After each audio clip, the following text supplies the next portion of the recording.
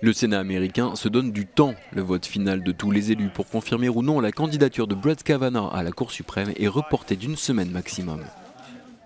Ce vendredi, le juge avait remporté le premier round. La commission du Sénat avait approuvé sa nomination malgré les accusations d'abus sexuels qui le visent.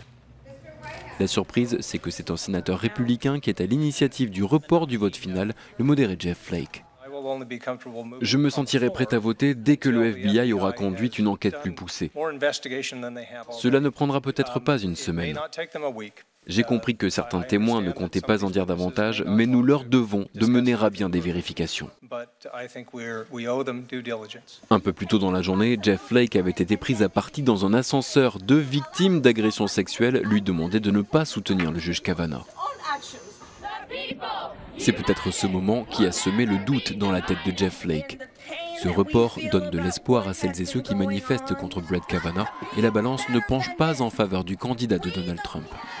Les républicains détiennent actuellement une courte majorité au Sénat, 51 sièges sur 100, mais en plus de Jeff Flake, 2 sénatrices républicaines pourraient voter contre.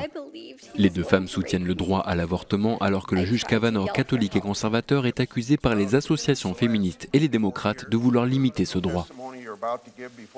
Donald Trump, je cite, n'envisage pas du tout de nommer un autre candidat à la Cour suprême. Jusqu'ici, le président américain avait refusé d'ordonner une enquête du FBI, ne la jugeant pas nécessaire.